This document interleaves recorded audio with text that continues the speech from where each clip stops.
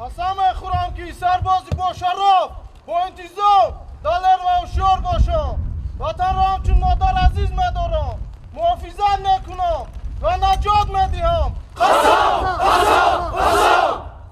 дар маросими савганёткунӣ навазкарони қисми низомӣ дар ноҳияи Раш ҷойгирбудаи Кумитаи ҳолатҳои фавқулода ва мудофиаи гражданӣ назди ҳукумати ҷумҳурии Тоҷикистон, намудагони мақомоти маҳаллӣ, прокуратураи гарнизони ҳарбии минтақа ва афсарону сарбозон ширкат доштанд. дар оғози чорабинӣ раиси Кумитаи ҳолатҳои фавқулода ва мудофиаи гражданӣ назди ҳукумати ҷумҳурии Тоҷикистон ба сухан баромада, хизмати ватанмодар, ҳимояи манфиати давлат, таҳкими истиқлолу ваҳдати миллӣ, сулҳу субот ва амнияти кишвари азизамонро вазифаи муқаддаси ҳар як шаҳрванд маънидод карда, навазкаронро барои ҳифзи марзу буми мамлакат ва хизмати содиқона баҳри ҳаёти осоиштаи мардуми Тоҷикистон даъват карданд. من دعوت شده امید به سر قوای مسلح جمهوری تاجیکستان داخل شده برای صداقت به خلق خود سرور جمهوری سوگند یاد میکنم.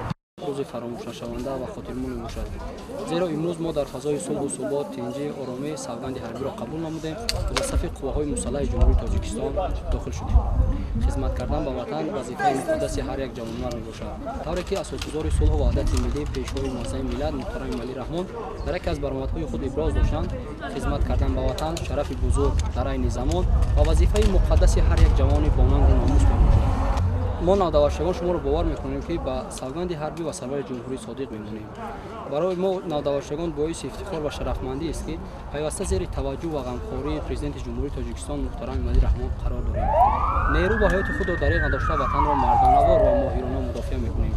وطن مادر را عزیز داشته تا آخرین قطره خون نمیگذاریم که پای ناخلف به این خاک پاک که هزاران شهر مردان را به دنیا آورده است گذاشته شود.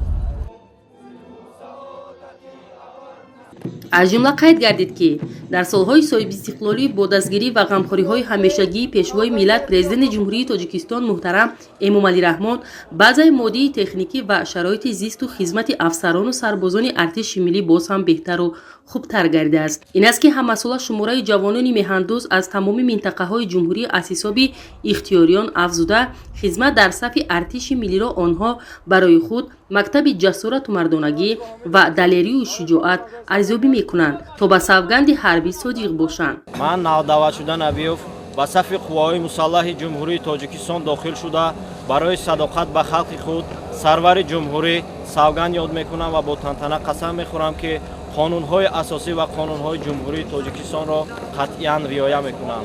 имрӯзҳо бо дастгирии асосгузори сулҳу ваҳдати миллӣ пешвои муаззами миллат муҳтарам Эмомалӣ Раҳмон қисмҳои низомӣ бо тамоми шароитҳои замонавӣ муҷаҳҳаз ҳастанд ва мо ҷавононро боз ҳам водор мекунад ки барои пешравӣ ва рушду такомули ҷумҳурии Тоҷикистон камари ҳиммат бандем. физу рӯсан барои қабул намудани савганди ҳарбӣ ба назди шумо ҳозир шуд. баъдан дар назди парча навазкарон савганд ёд карда ваъда доданд ки ватани худро дӯст дошта марзубуми кишвари азизамонро ҳамеша ҳифз менамоянд.